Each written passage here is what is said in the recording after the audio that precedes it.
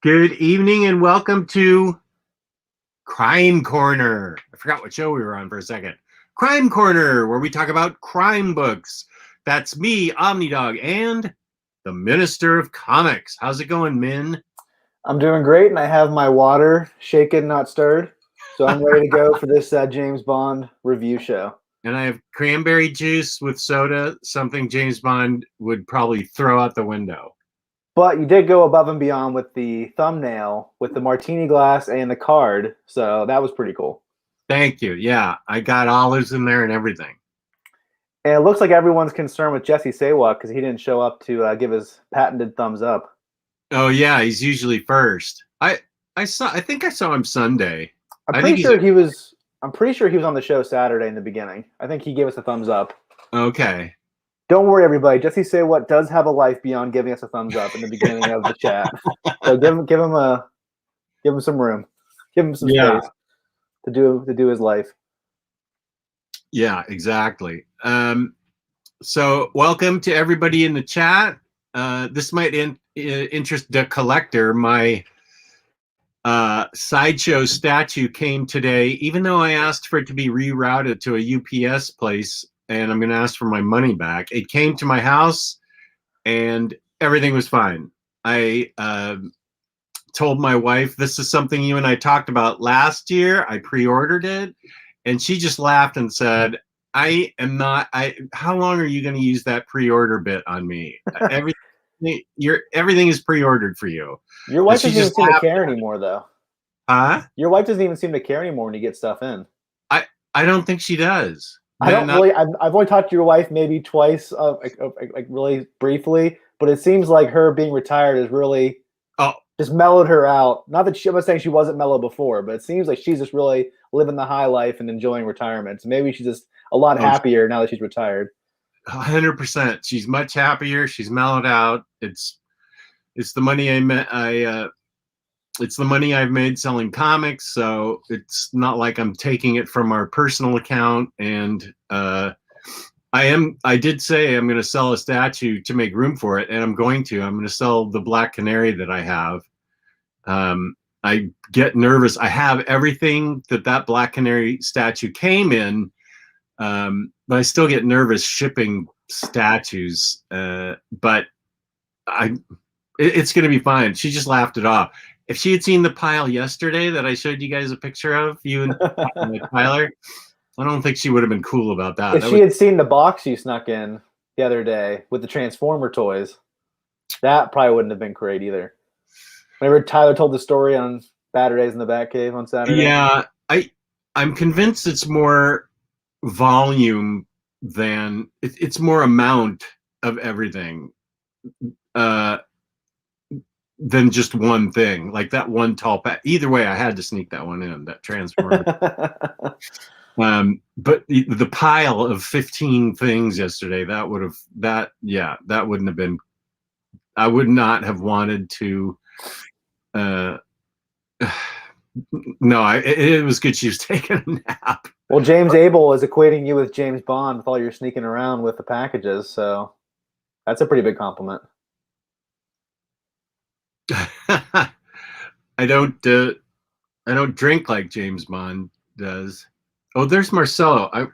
Marcelo, I'm gonna make at your suggestion, Marcelo, I'm going to make a video about the Harley statue that I got. You suggested that the other day, and I think that might be fun. So thank you for the suggestion. I'm gonna make a excuse me. I'm going to make a video of my Harley statue. Is that the sideshow you just got in? Sorry? Is that the sideshow statue you just got in? Was that Harley? Yeah. I'm very jealous of that Hot Toys you have coming in next. Is it this year with the Miles Morales video game Hot Toys? That's 2022. Okay. But I saw Hot Toys post on Instagram about it, and I sent it to you, and you're like, I already pre-ordered it. And it's amazing. And that's from the current Spider-Man video game that has Miles Morales in it. I like how you're asking me, and you're the one who already pre-ordered it. Well, I just pre-ordered it because it looked boss. Yeah, it's It's the Miles Morales from the new video game that came out in November of last year. Yeah, he's got Spider Cat in a backpack or something, and I just thought it looked cool. That's why I wanted it, but I didn't know it came from the video game. So yeah, it's part of a side mission where a bodega gets robbed, and you actually have to help him find his cat. And then the cat grows really attached to you. So for like a whole day, you swing around with the cat in your backpack, and he has a little Spider-Man mask that he wears. That's awesome. I do have to play the first Spider-Man game, and then I have to play whatever. I have to do everything. You really should play those next, though. They're so fun, and the stories are great. I think you should try those because they're not super long games either. You can just focus on the main quest. You don't have to do all the side missions if you don't want to. I know you're not a big side missions kind of guy, but you can just stick to the main story. I do want to do a side mission if it involves a spider cat, though, in the new game. Yeah, so you with the side missions, you can do as much as you want. Okay. The side missions. Okay. So the games aren't going to be a huge, massive commitment like some games are nowadays. Like Animal Crossing. That was a big undertaking. Yeah, but that saved the summer for my daughter and I. Right. So just saying, if you want to play a video game in the foreseeable future, that's a good one to pick. Okay. I'll do that first. Because I do want to play a video game. All I do is read, but I have been watching some animated stuff and WandaVision, so I need to get back into video gaming too. But I have so much reading to do, which isn't a bad thing. I love reading, but I mean, it's pretty much my whole life right now.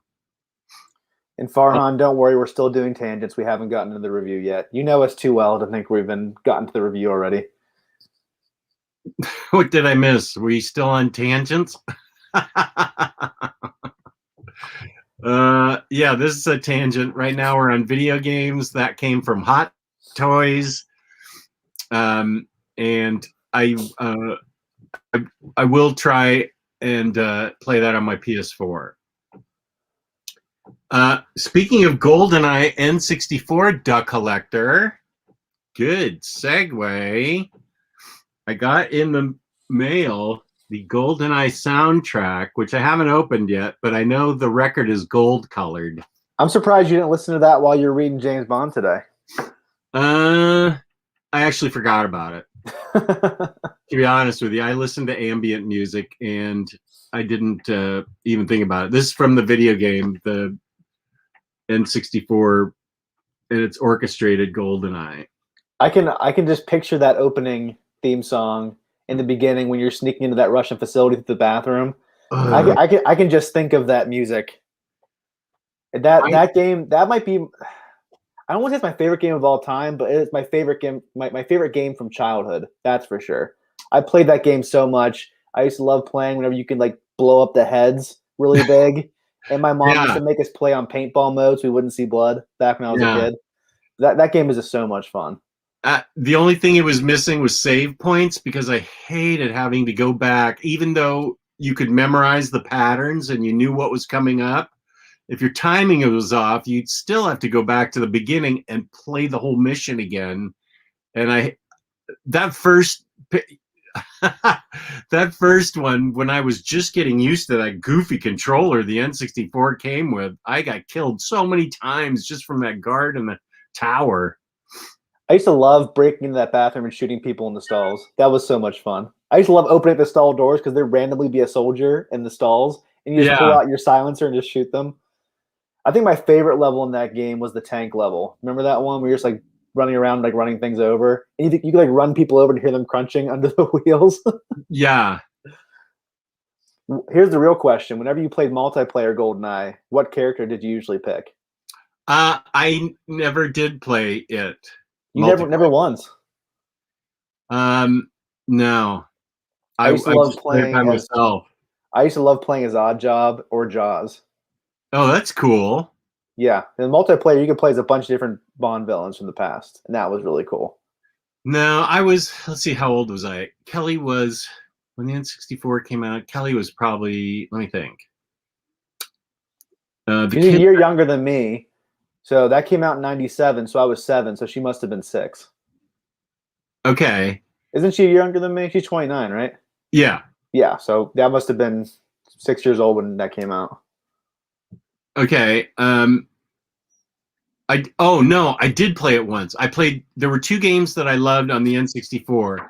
One was NFL Blitz, which was, did you ever play it? Oh no, you're not a sports guy. I played it. I used to like sports better back then in the 90s and early aughts. Yeah, well, I loved NFL Blitz because there were like no rules and you could just pile drive the other guy into the ground.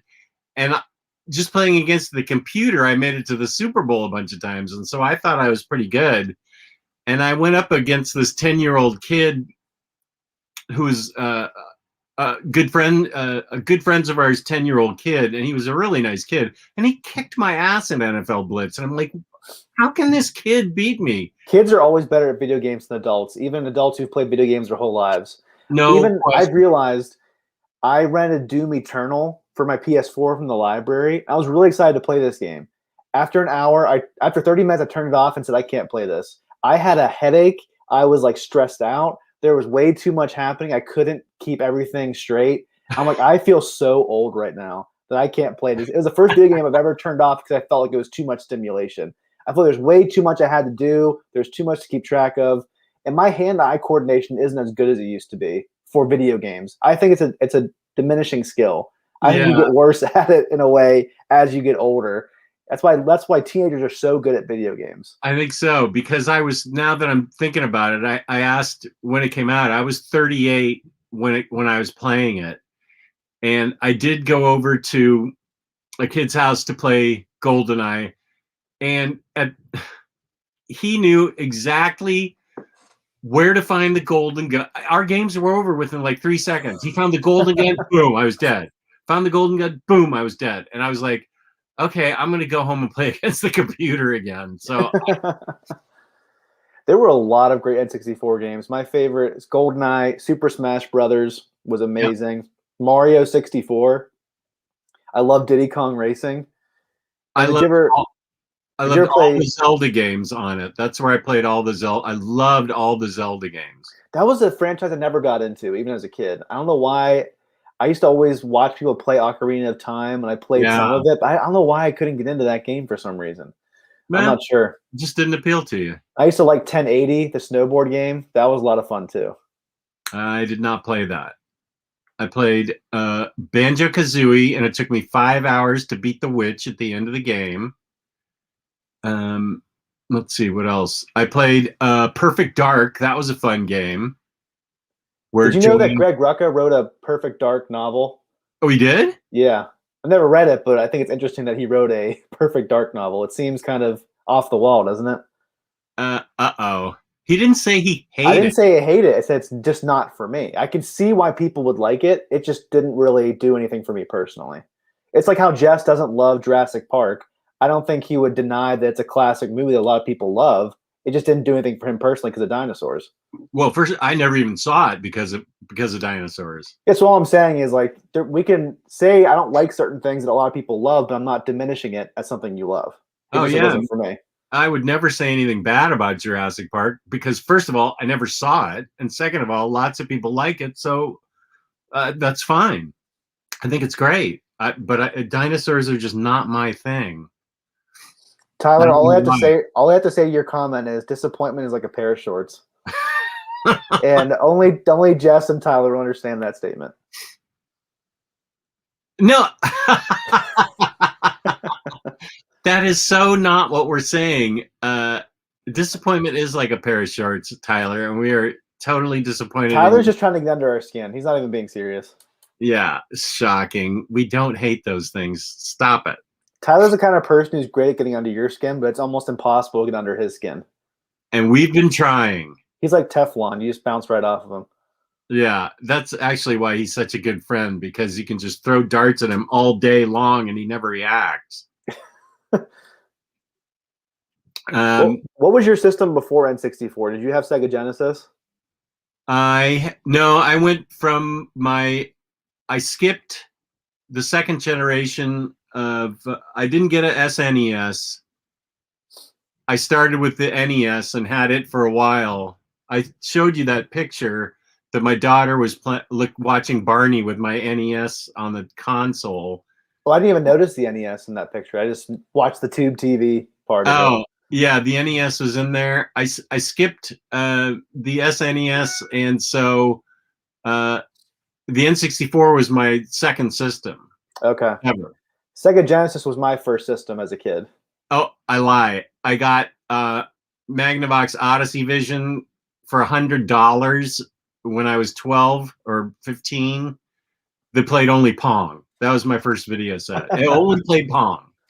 Were you like stunned when you first played it? Like, I can't believe I can do this on this, Oh, yeah. video screen. Look, it's Pong. You can bounce things back and forth.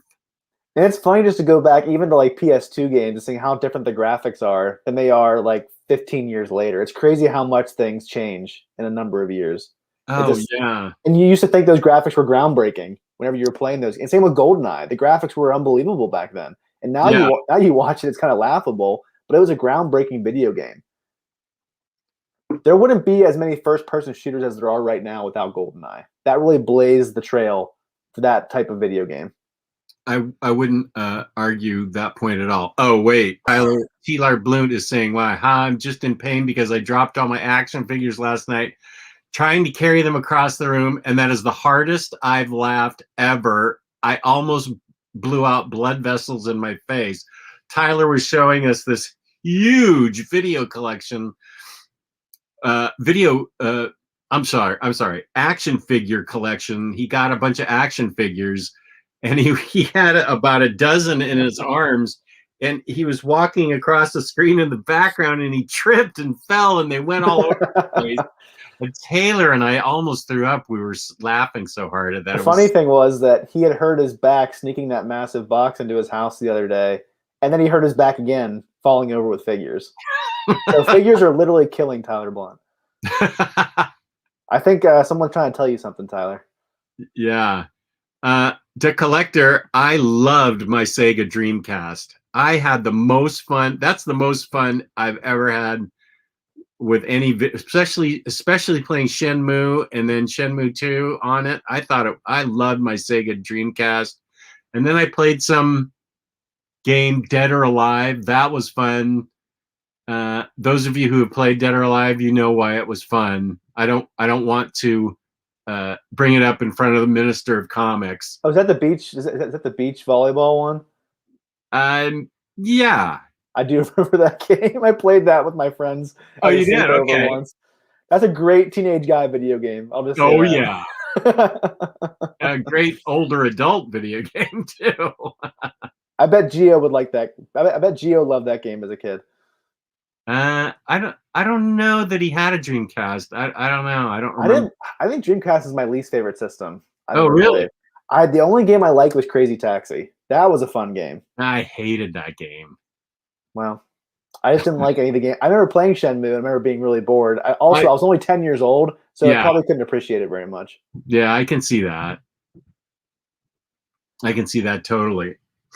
A lot of people like the Dreamcast, according to the chat, so apparently I'm in the minority here. Well, you oh yeah, Soul Calibur. I remember playing that too on the Dreamcast. Omar Rodriguez says Crazy Taxi was so fun. So there you got somebody backing you up. I never played Sonic, so I can't answer this question. I only ever played Mario. I would say Mario just has a wider variety of games that are excellent. I do like Sonic. One of my favorite games ever was my Sonic and Knuckles video game on Sega Genesis. I would say overall, I think Mario just has more variety. Like you have Mario Party, you have Luigi's Mansion. That was a really fun game if you ever played that. Mario 64. There's so many. Mario Kart. There's just so many varieties of Mario games. Who's Knuckles? Because Jason Momoa signed to play him in the Sonic movie. Oh, really? Is he a red hedgehog? I think he's a hedgehog. Or is he something else? I can't remember. But he was really cool because he could punch people. Unlike Sonic, who just like spun into people, and he could fly. Right. And he could fly, which is really cool. And he had spikes on his hands whenever he punched people. I just love playing as Knuckles. Did you play fighting games like Mortal Kombat or Street Fighter? I only played them at the arcade. And I remember at our local Pizza Hut, they had a Mortal Kombat machine that I would play. and they had some other games I would play that were pretty cool. So those fighting games are. I think fighting games are better in the arcade setting. That's just my personal opinion. Oh, okay. I used to play Street Fighter at Pizza Hut too. Man, I miss back when Pizza Hut was actually the place to be back in the 90s, and now it sucks. It was great. I remember the salad bar. I remember my parents giving me quarters to go play the arcade games. Kids totally miss out on that kind of stuff nowadays. Yeah. Yeah, I remember going into the arcade as an adult. When did arcades start? Like, what age were you going to arcades for the first time? I feel like it was in college, early '80s. We had an arcade at on my campus that you could go to, and then there was an arcade in the mall. So I would say 79 to 80 is when I remember experiencing them. I think they got more popular as more games came out. But they were around a lot because I remember games like Centipede and Galaga. I was just gonna say that. Yeah, that was popular, and Donkey Kong Jr.,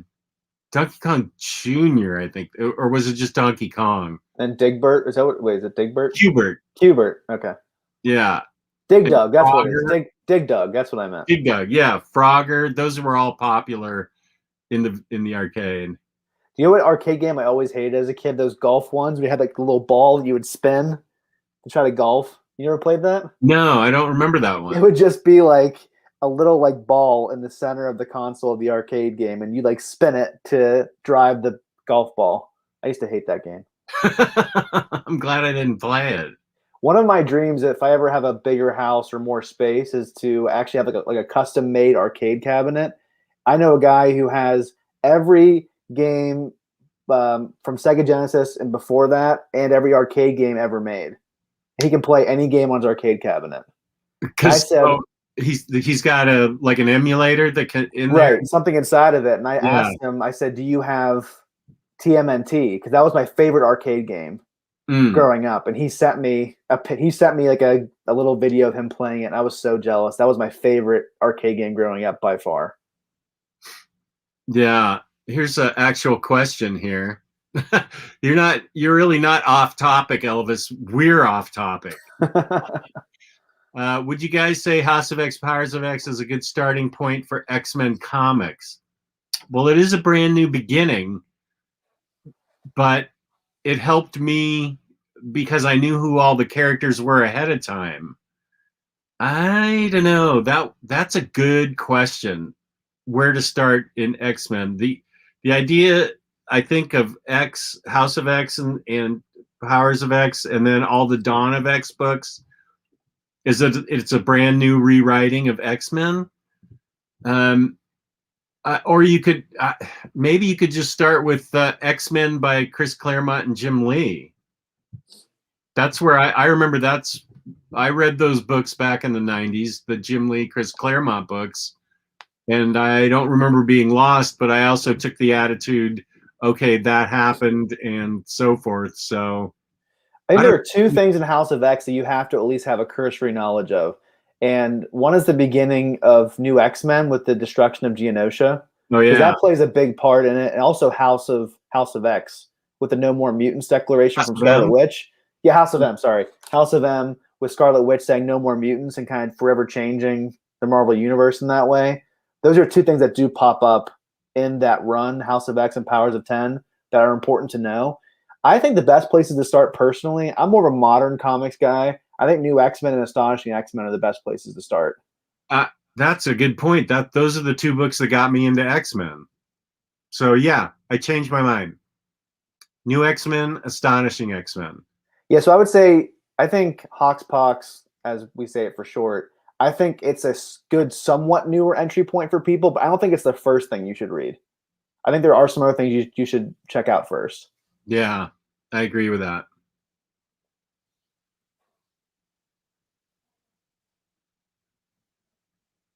Well, apparently Omar always says that people should start with Uncanny X-Men Omni Volume 1. But Omar's not here. Omar's not on the show. We are. Let's see. I just started with Uncanny X-Men Volume 1. Enjoying it so far. It doesn't feel too old. Okay, good. I've heard the old school Stan Lee X-Men stuff is like really hard to get through. Even Riley had a hard time getting through it. Yeah. Since you are discussing James Bond, during the 90s, Dark Horse published some really good series, illustrated by Paul Gulacy, David Lloyd, John Burns, John Wagas, and Russ Heath. That's interesting.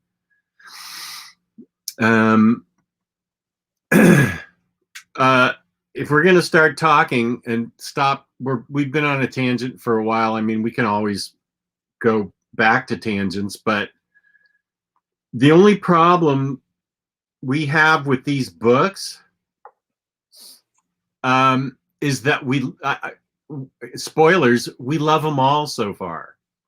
These James Bond books from Dynamite, with a wide variety of different writers like Warren Ellis, Andy Diggle, Greg Pak, Jeff Parker, Benjamin Percy. I haven't not loved one of them yet. I've loved all of them.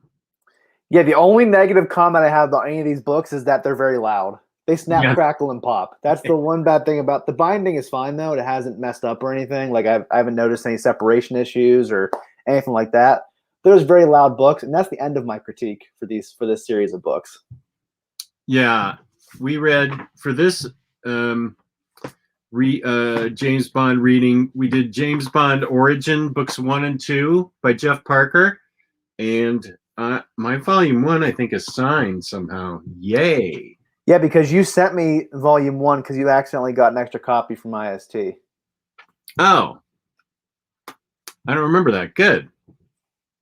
Where did I get this? I think IST. I think you forgot that you ordered that and ordered volume 1 without the signature. Oh, okay. Yeah, as you were wont to do. James, as I am. Yeah, James Bond Origin and Origin 2. This is back when the Second World War was starting, and this is how he got his origin. This is how he got into the secret organization that they were creating at the time. Fresh out of Naval College, I think he was, and he was even younger than that. He was only 17 years old. I think he was right out of I forget what it's called in England during that time. It's not like high school over here, but pretty much around that age. He was coming right out of whatever they have at that point for kids who are 17 years old. Okay, and he was training. He was in training, though. He pretty much was in this school for boys, and they pulled out certain boys they thought were good for this program. Right. Yeah. And Bond had a natural affinity that they liked, and they pulled him out and they trained him, and he goes on adventures in it and in the book and uses his brains. He has a very sharp mind for thinking his way out of sticky situations, and I loved the first one because I thought this was, first of all, Jeff Parker is a really good writer. I loved how he worked him into World War II, and then how he continued to work him into World War II with further adventures in regard, and they came across Russians and card playing, where he got card playing and duplicitous Russians, but he was bad at playing cards in this volume. Yeah, he needs somebody to teach him. And it was interesting. That Russian storyline was interesting, where it was people in the Russian army actually doing some nefarious things behind the scenes. Yeah, and doing some traitorous things behind the scenes. And that was a really interesting storyline. Yeah. I loved the submarine part. That was probably my favorite part of the entire book. I think the submarine aspect of World War II is so fascinating. It's not really explored enough in film and TV. I think Das Boot's probably the best you're going to get. I was going to say that movie, yeah. But that was my favorite part of the entire of that entire series of origin stories. That was really cool. So we both loved this first book, and he does have a way with the ladies at an early age, starting off. Yeah, you kind of see how that began for him. He's not like the debonair, charming guy that we know and love, but it's kind of the beginnings and the blossomings of that and how he became the James Bond that we know. Right.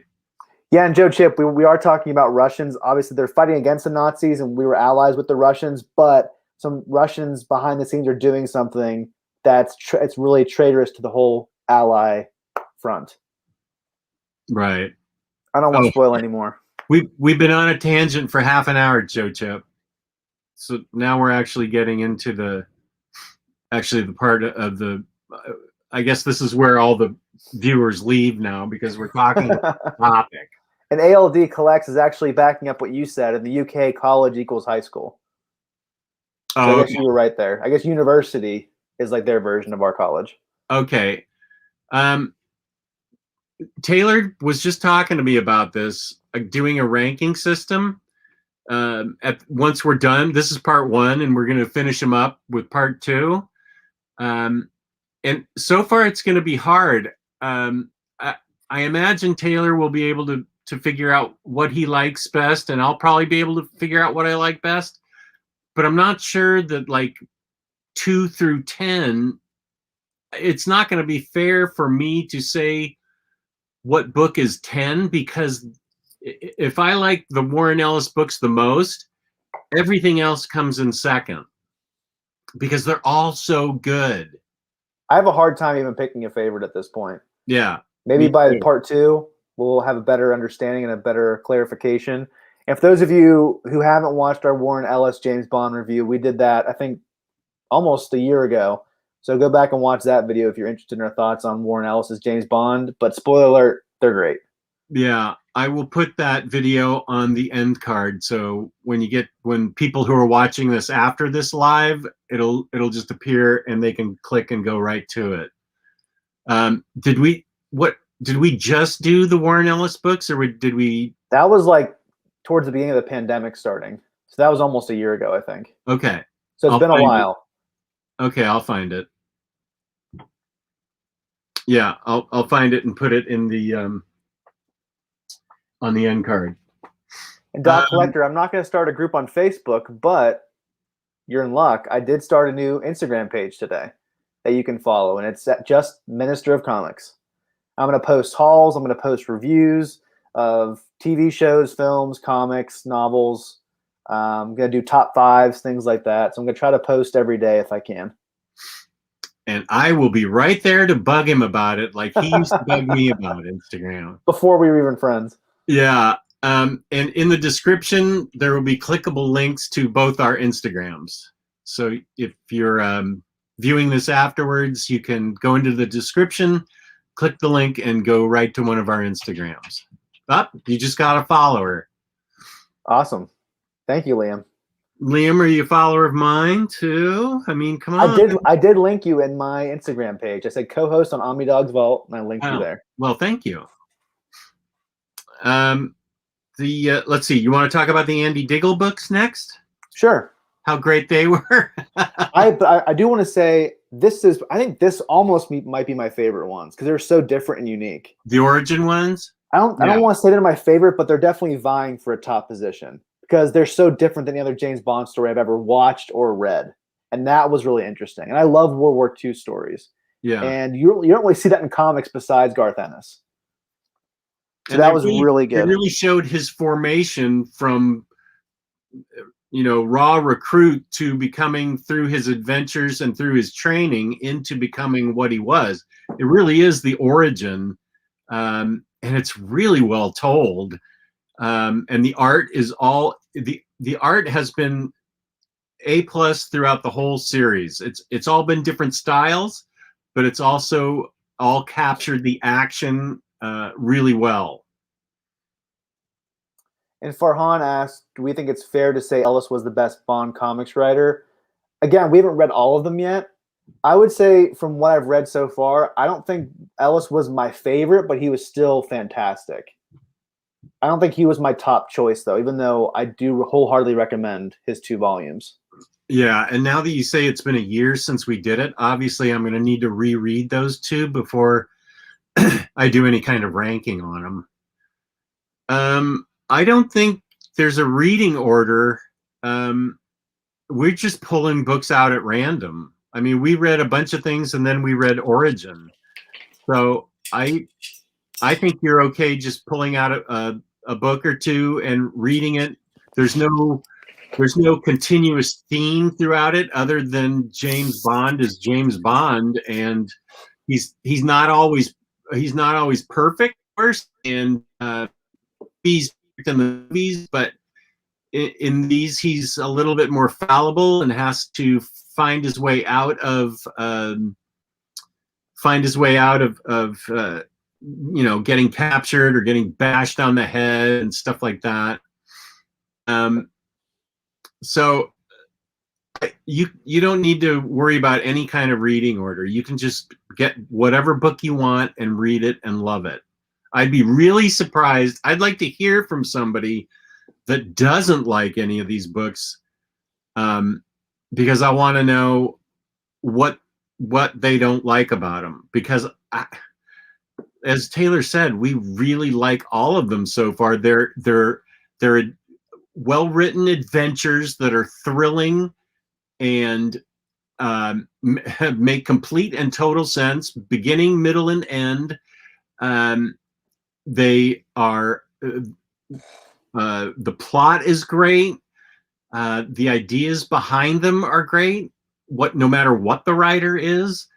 So I don't know the writing process of any of these guys, but they all follow the same pattern that Bond goes out on an adventure and just has all kinds of different exciting adventures, and he meets up with pretty girls. He actually drinks bourbon in these books. We talked to Andy Diggle about that, and apparently because Andy Diggle did a lot of reading of read all of the original Ian Fleming books before he wrote his books for Dynamite. And Bond was actually a fine bourbon drinker, and not a shaken, not stirred vodka drinker, even though I put that in the thumbnail. And he said that he meant to put in the script like a really fine bourbon, but the artist drew in Jim Beam. Yeah. And Jeff was like, really? Do you think he would drink Jim Beam? He's like, I didn't mean for that to happen. It just happened. I know. I called him out on it, and it was funny. So, yeah, not only was Andy Diggle a good interview, he wrote 2 really, really, really good books, Hammerhead and Kill Chain. And do you want to... Oh, this is signed by Andy Diggle. How did I get all these signed books? This is great. Do you want to talk about Kill Chain, and I'll show some of the art? I think Hammerhead was the first one, right? Oh, was it? Okay. Do you want to read the back while you show off some art? Yeah. All right, so James Bond is assigned to hunt down and eliminate Kraken, a radical anti-capitalist who has targeted Britain's newly upgraded nuclear arsenal. But all is not as it seems. Hidden forces are plotting to rebuild the faded glory of the once mighty British Empire and retake by force what was consigned to history. 007 is a cog in their deadly machine, but is he an agent of change or an agent of that status quo? Whoops. Loyalties will be broken, allegiances will be challenged, but in an ever-changing world, there's only one man you can rely on, Bond, James Bond. Yeah, and that brings up a good point that it's not a linear plot in any of these books. There's always things that sidetrack him, special missions that he runs into. He runs into interference from other agents, whether they're from the other side or his side. There are always subplots going on, and it's that's part of the beauty of the books, is that they flow organically really well. These subplots flow really well into each other. And I love how Andy Diggle, he told us in the interview, he really wanted to be modern in terms of his geopolitical description of the world. And these books, I think this one, Hammerhead's a little more far-fetched than Kill Chain. I think Kill Chain, that stuff could actually happen. Hammerhead, with the massive weapon that James Bond has to take down, is a little bit far-fetched, but it's not too far-fetched. I think it is somewhat believable. And I love that he kind of has that realistic geopolitical spin, but he also has that James Bond extra dose of craziness that he adds in as well. Yeah. And I like the relationship he has with the female in this book. It's really surprising. It had a lot of twists and turns. Yeah. And I think in these books, in all the books, James Bond isn't that misogynistic dinosaur that we know from the older movies. I think it is more updated to now. He respects women. The women in these books have their own agency. They are powerful women. So I do like that update to the Bond girls. Yeah, I agree with that. Do you want to read Kill Chain as I show up art? Sure. And I love the covers to these Kill Chain issues by the great Greg Smallwood. I wish he would do a James Bond interior artwork. Okay, he's amazing. Wait, let me get to. Oh, where do they show those? Do they show them at the beginning? They show them at the back. Oh, and they're in the back? I believe they're in the back. Yeah, they're in the back. Script. Big sentences. Oh, okay. Under bonus material? I think that's where they are. Wando. No. Oh, wait. They do show them before each issue. Sorry. Like that.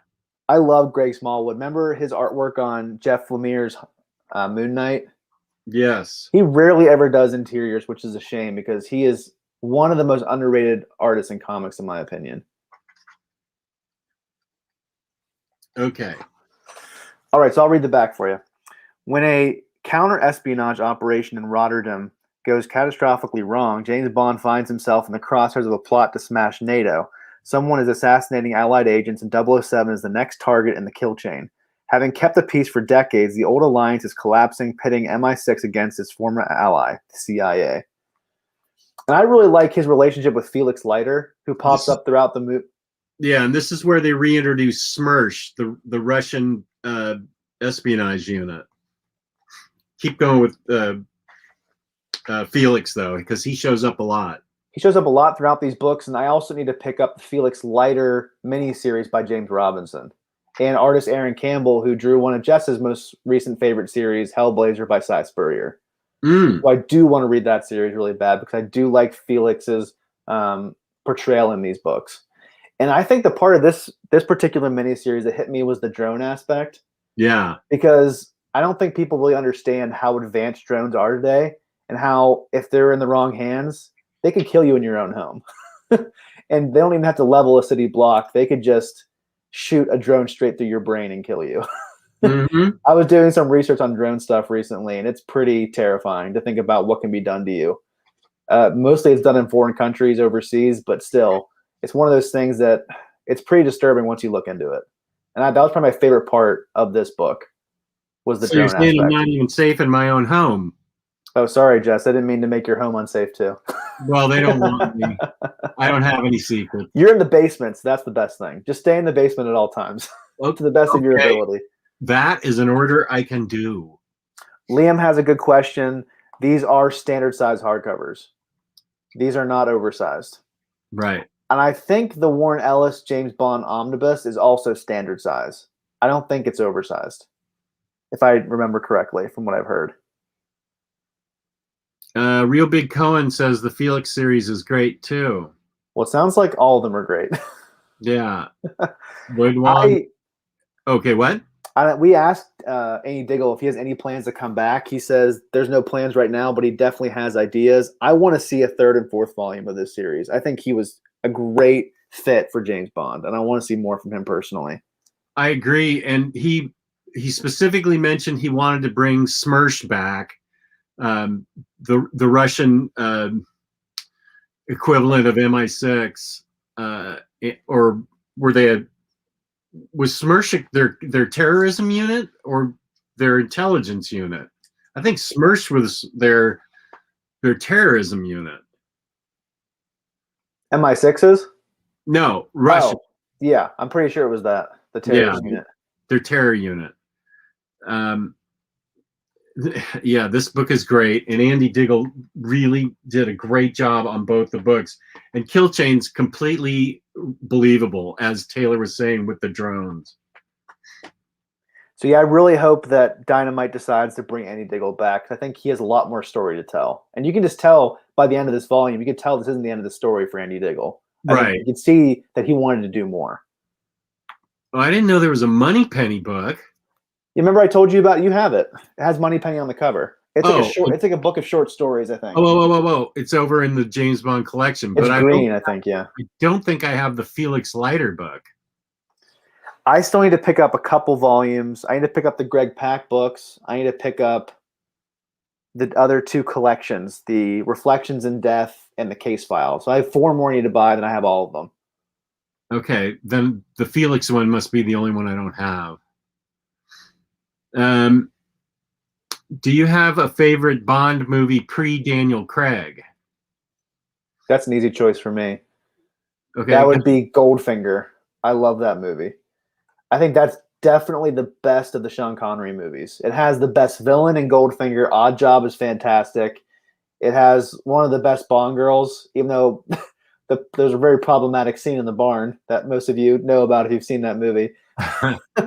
But I love the way Goldfinger dies in that movie too. Whenever he gets sucked out of the porthole in the out of the window in the plane, and I love that scene where he's attached to the table, James Bond, and the laser's going up and is about to cut him in half. That's a fantastic scene. I just think that's one of the best James Bond movies by far. And I agree. Goldfinger's my favorite Sean Connery movie. My favorite Bond movie ever is Daniel Craig's Casino Royale. That just, to me, was a brand new, huge breath of fresh air, much more realistic, especially when it came to his first kill. I loved Casino Royale. You definitely need to watch Skyfall. That's one of my favorites too. Yeah, I definitely want to. I want to see all 4, but I'll see Skyfall first because I know the second and third aren't supposed to be. I would recommend watching Quantum of Solace because they all kind of lead into each other. Okay. So I would recommend not watching them out of order. Casino Royale leads into Quantum of Solace, that leads into Skyfall, and that leads into Spectre. Okay. Even though Spectre and Quantum of Solace aren't that great in my opinion, but I think they're worth watching though. Okay. Well, I love James Bond, so even if it's just an okay James Bond, it's cool. I don't think Quantum of Solace and Spectre are bad movies. They're just not as good as Casino Royale and Skyfall. They're not even close, but they're still fine movies and they're worth watching, I would say. Okay. Okay. Great. Rest in peace to Sean Connery. That was a big loss when he passed away. He's a great actor. Yeah. I think my favorite Sean Connery role is, besides James Bond, is Jimmy Malone in Untouchables. I love that movie. Oh, yeah. He was great in Untouchables. That is one of the best soundtracks of all time, in my opinion. I don't think I have that. I wonder if they have it on vinyl. I'm sure they do. That's a great soundtrack. Me to ask Siri? Yeah, ask Siri. No, she won't be able to answer the question. I'm not even going to try. I'll just go to Amazon and see if it exists. Or maybe Discogs. I'll do it after the show. I just love. I mean, that musical opening. I just love that music, and I love the sweeping, epic music when they're riding across that Canadian plane to go take down those guys on the bridge. I just love that movie. It's a fantastic movie. Untouchable Soundtrack, CD. Oh, it is available in vinyl. Nice. Wait. Format vinyl, $40 used. Okay. That means I'm gonna have to go to Discogs. But do you think are you actually gonna try to buy that one? I'll buy it right now. If it's not too expensive. I believe you. Don't worry. I believe you, Jess. You don't need to threaten me. I believe you. If you think it's great, you were right about Thief. I loved Thief soundtrack. I'm not the biggest music expert, but I'm a pretty good expert on movie soundtracks and movie scores. I think that's what I think. Yeah, Thief is definitely an underrated score that not enough people know about, and I'm glad you enjoyed it, Jess. That would be a great album to listen to as you're like reading like an Ed Brubaker book or something. Okay, Discogs. I accept. Let's see. I need to sign in to search. Log in. Log up.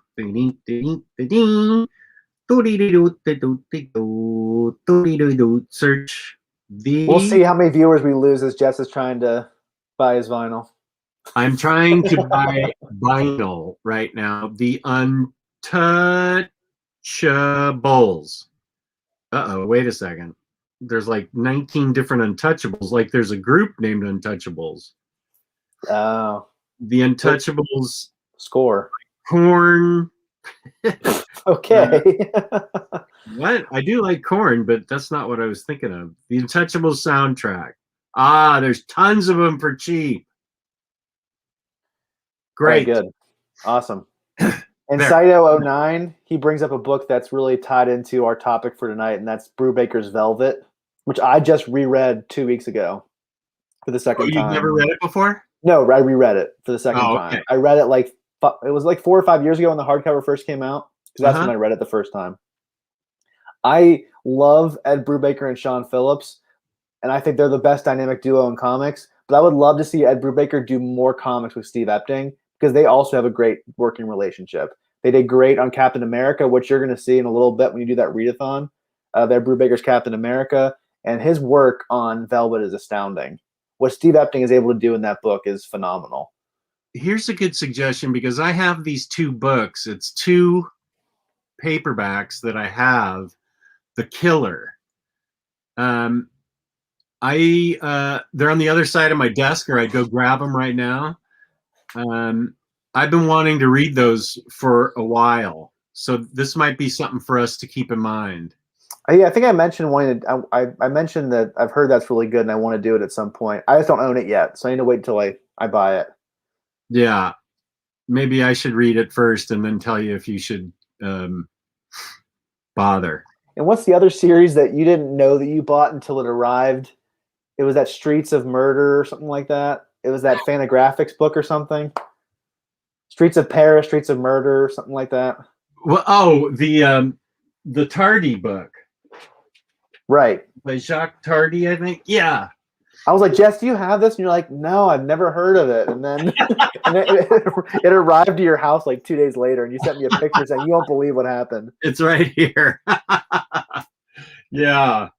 I think we also want to read Alack Sinner, too. Oh, yeah. Yeah, that's supposed to be great. We are definitely not running out of ideas for Crime Corner. We almost have too many things to read for Crime Corner. But that's a good thing. That's a good problem to have. Oh, look, Farhan's risking his job to watch this show. Thank you, Farhan. Don't get fired, please. We don't want that. We don't want that in our conscience. We are going to do a scalp show. I don't know when do we have plans to do that this year? That was part of your reading goals for this year, so I guess so. Okay. Good. Because you've never read it before, right? I read through book 2, and then I've read through book 2 like 5 times, and I just never got through it. So, that's on my goals list. Yeah, I want to read it.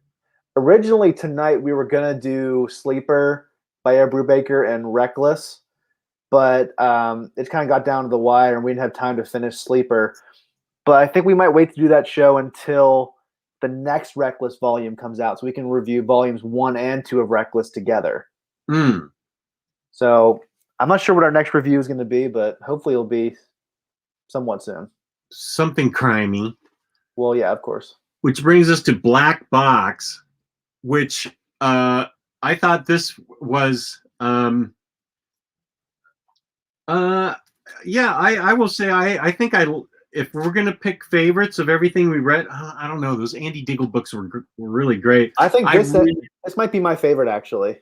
I really like this. This may, yeah, I don't know. This may be my favorite too, because not only was it thoroughly believable, but it has extra elements in it, stuff you didn't expect, players that come out that you didn't expect.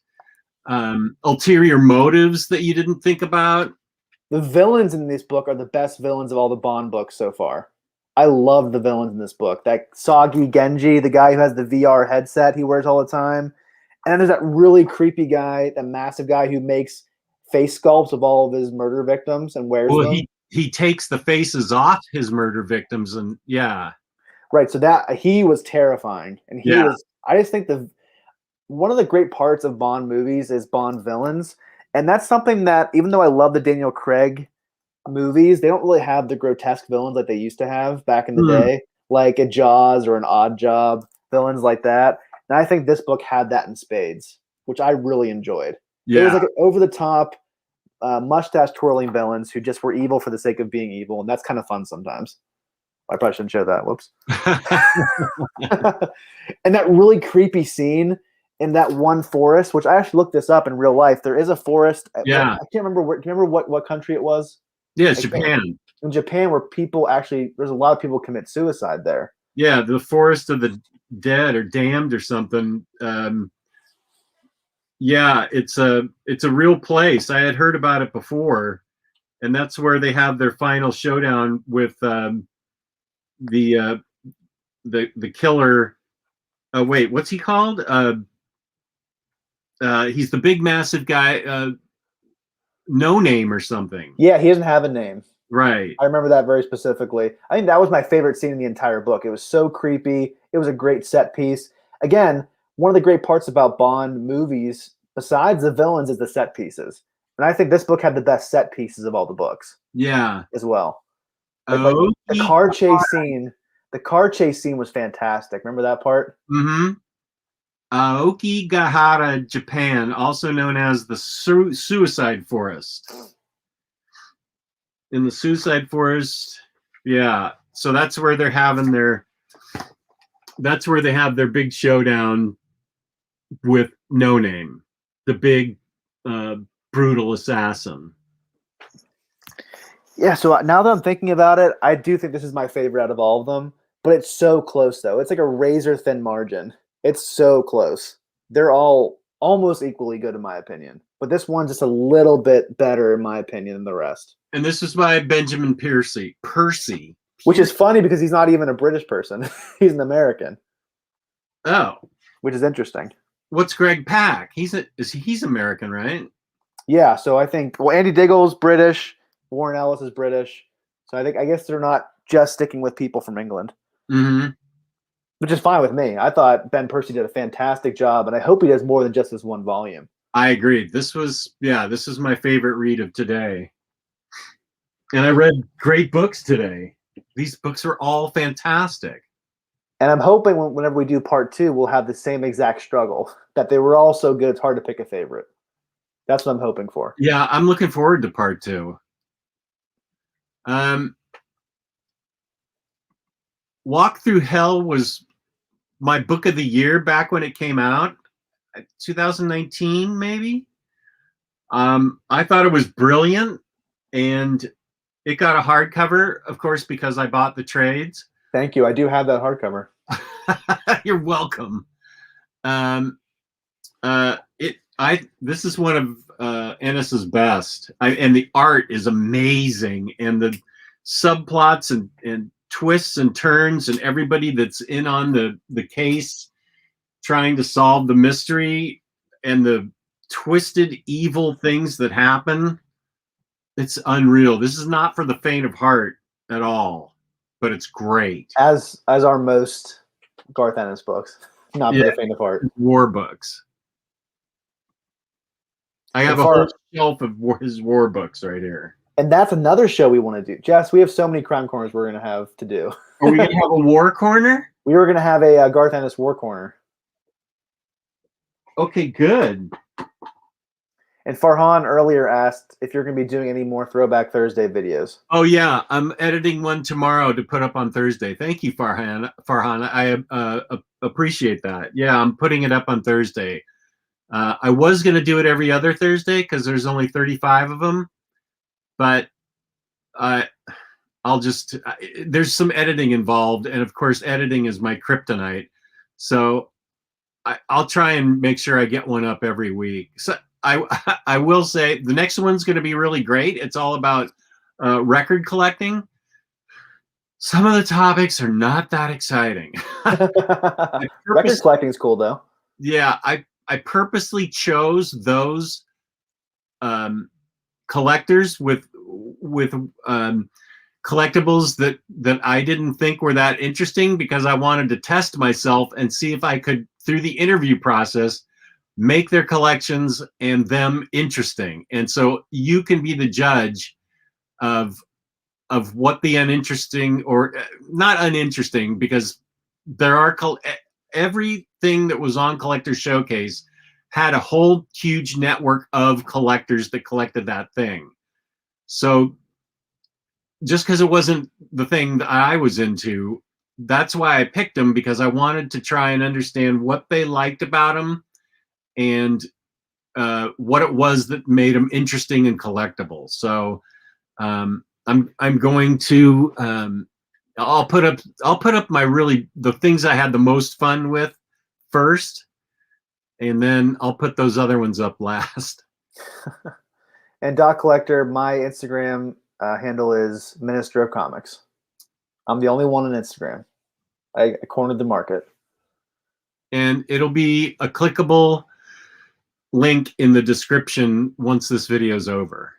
Did you do OmniDogs _vault because there's already an OmniDogs vault on Instagram? Yes. How is there already an OmniDogs vault? That makes no sense. Like, how's that even possible?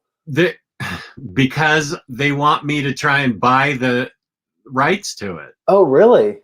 The minute I had a channel named OmniDogs Vault, all the .com names for that were taken up. All the other dot names were taken up for OmniDogs. Even my email name was picked up. I'm OmniDogs Vault 2 with Gmail. You're like Lex Squared in that horrible Superman Earth 1. Lex Squared. That might be the dumbest thing I've read in the comic books in my entire life. Oh boy. Uh-oh. Farhan, I don't think we're going to be doing a readathon. No, Jess told me under no circumstances I'm allowed to look at that book, think about that book, or read that book. No. The Minister of Comics, that is not his type. And Jess Bragg even has that in his don't open box in his basement. Yeah. That's a real box that has Omar's phone number on it, that in case of my death, my wife is to call Omar and he's going to come pick that box up and take it away. And Dog Collector, I'll throw Tyler Blunt a bone. His Instagram handle is SSD Toys, I believe. Maybe Tyler can correct that in the chat if I got it wrong. Yeah, Tyler has he poses figures for his Instagram. It's really good because he's really good at posing figures. Oh, here's somebody that wants a tangent. Oh, Real Big Cohen. How's it going? Jess, tangent. Give me your favorite real life punk memories. My favorite, well, I saw the Ramones twice. That was great.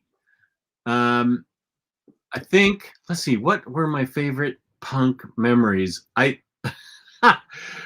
saw Black Flag at a local club where I lived. There was no live music, and then they built in Monterey this place called the Great American Music Hall, and it would get lots of acts, and they actually got a lot of punk acts, and Black Flag was one of them. And my friend came over who was younger than I was.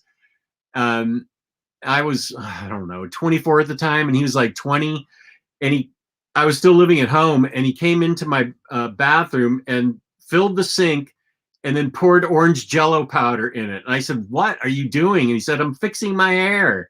And he took the orange Jello and stuck his hair up in it, in the orange Jello. So he's got orange Jello hair. And he said, go ahead. And I said, I'm not going to do that. I can't pull that off. You know, I was going to these shows in like a button-down shirt with a sweater, because you never got in the mosh pit, huh? I accidentally got in the mosh pit, and I circled my way out of it because they weren't really mosh pits. They would at every punk show I went to, they would run in circles in everything. As soon as the music started, everybody would run in circles. I never really saw moshing up front. And there he was in the circle running with everybody else with his orange Jello hair out. And I was with my drink just sitting at a table trying to enjoy Henry Rollins and Black Flag. I was I looked like such a fish out of water, but I loved the music. And so I just I collected the music. I loved the music.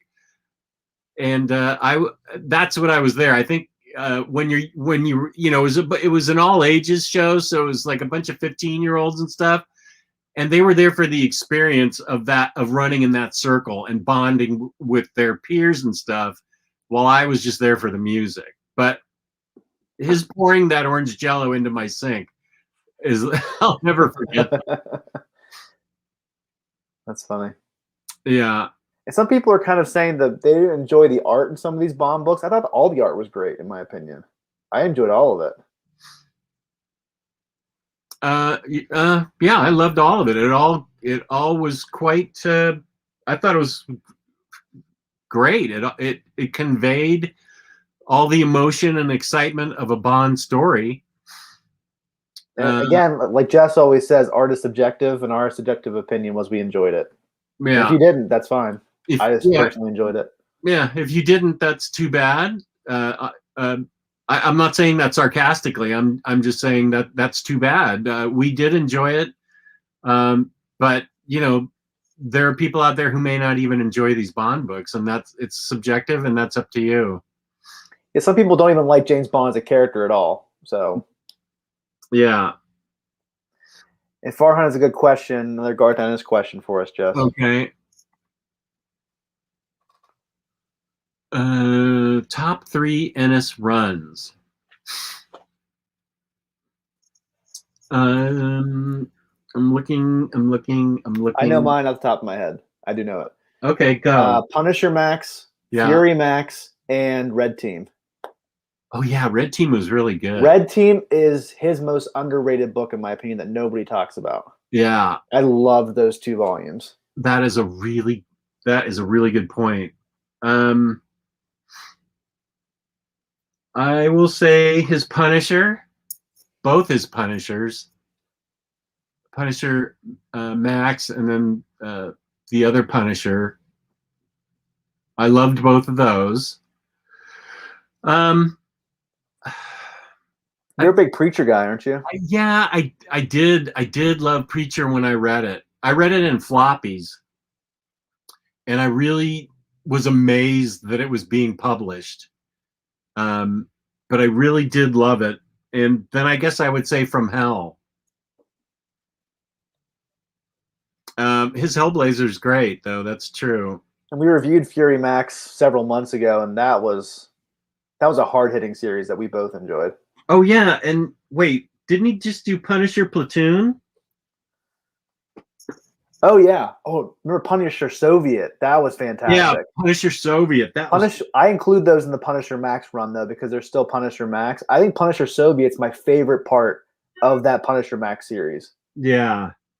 Yeah. Punisher Soviet was great.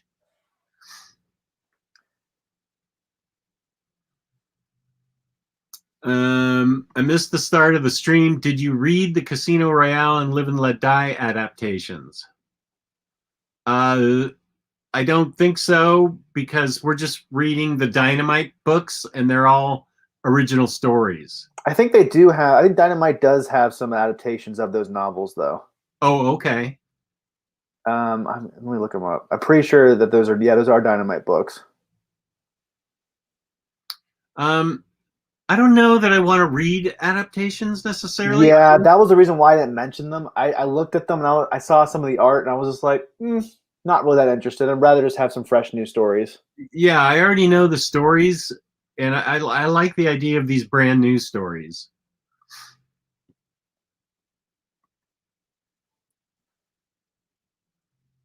Yeah, I think Flip-O-Matic.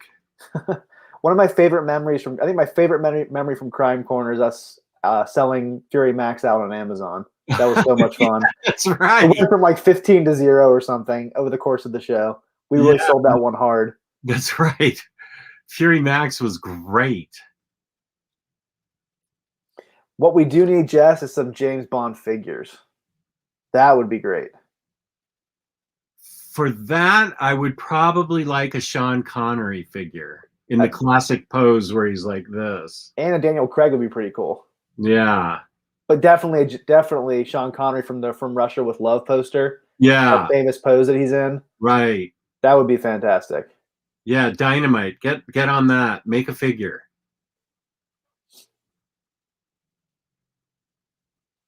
Okay. Next, Imaginaut has a question that has to do with espionage at 8:14. Yeah, and I was hesitant to ask it because I don't know that I really have an answer for it. Oh, okay.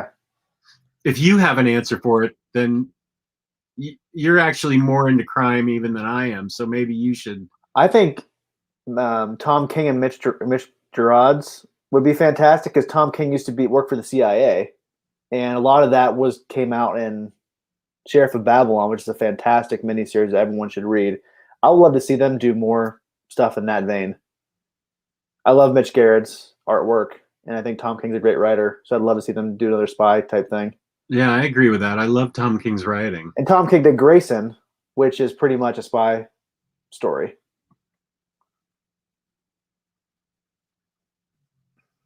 Oh, Ursula Andress. That's a hard one. Not for me. I can't think of one on the top of my head that's like really jumping out of me. Coming out of the water. I still see it. It was iconic. It was iconic. She was amazing. Another good question is, what's the best Bond girl name? They always have cool. Dr. Christmas. Christmas Jones from Christmas Jones. From, what was that? Die Another. No, that wasn't. No, that was The World Is Not Enough. That's what that one was. Yeah. That's a movie that I think gets unfairly maligned. Yeah, Denise Richards is horrible. She's a horrible actress. But I thought the plot of that movie was interesting. I thought it was a really gutsy move to make a Bond girl the main villain in the end. Yeah. I thought that was a decent movie. And I think Pierce Brosnan's underrated. I did like him as James Bond. And that he was the one who was James Bond when I grew up. So maybe I have some nostalgia for him. Yeah. I mean, GoldenEye is a fantastic movie. That's one of my favorite James Bond movies. Tomorrow Never Dies, I think, is underrated. The World Is Not Enough is underrated. Die Another Day, don't watch it. It's horrible. Hot garbage movie. I agree. That's probably the worst Bond movie out there. I ended up really liking Denise Richards on 30 Rock because she came on 30 Rock and just completely made fun of herself. She absolutely came on and made fun of herself, and I really became a fan of hers just because she has a sense of humor and is self-aware. I really dug her on 30 Rock, which is one of my favorite shows ever. But yeah, Farhan, you have a great point. Can you imagine Brubaker and Phillips doing a Bond story for Dynamite? That would be crazy good. Wow. Or even, again, like I said earlier, Brubaker and Steve Epting doing a Bond book would be fantastic too. Yeah. Yeah. Did you listen to anything while you read these books that you want to talk about? I think I listened to the same exact things I listened to when I read the Warren Ellis stuff. I just listened to some James Bond soundtracks. I listened to the Skyfall soundtrack. I listened to the Casino Royale soundtrack, both of which are great. So there's a lot of different Bond albums you can listen to on iTunes or Spotify. And I'm sure there has to be vinyl collections of all of these movies, which Jess has to go buy all of them after the show is over. No. I just listen to ambient music, which is what I always listen to. But whenever you read the next James Bond books for part 2, you have to listen to the GoldenEye album. Okay. Because that would be the perfect pairing. Well, I'll tell you what I'll do. For the next reading, I will go on to Spotify and pick nothing but James Bond soundtracks and listen to not only, the GoldenEye soundtrack for the video game or for the movie? For the video game. Oh, all right. Well, The one you just got in. I'm sure that's okay. I'll listen to that, and I will also say that I will create a playlist of James Bond soundtracks, and I'll listen to that. I think I sent you that a while back. I'll send it to you again. On Spotify, there's like an ultimate Daniel Craig James Bond score playlist. I'll send it to you again after the show's over. Okay, and I will put it in my notes, and I will listen to it for our next James Bond read through, which I hope is soon. Yeah, next Imagine. I'm not going to argue with you. That's Never Say Never Again is a bad movie, but I think if you look at most of like the worst of the list, usually Die Another Day is on the very bottom of it. Usually, but I'm not going to argue that Never Say Never Again isn't one of the worst ones. I also never realized that Sean Connery almost always wore a hairpiece in the James Bond movies. Actually, he always did. Yeah. I never knew that until recently. Yeah. Yeah, well, it's time for this crime corner to come to an end. Thank you to the chat who was very interested and interesting and involved. I really appreciate everybody participating in the chat, and I appreciate all the viewers who are going to watch this afterwards. And of course, I appreciate the Minister of Comics, who is going to give you his Instagram information right now. You can find me on Instagram on Minister of Comics. And Jess, where can they find you? They can find me right here on OmniDog's Vault on YouTube and on Instagram, OmniDogs_Vault. And whoever took OmniDog's Vault, you go to hell.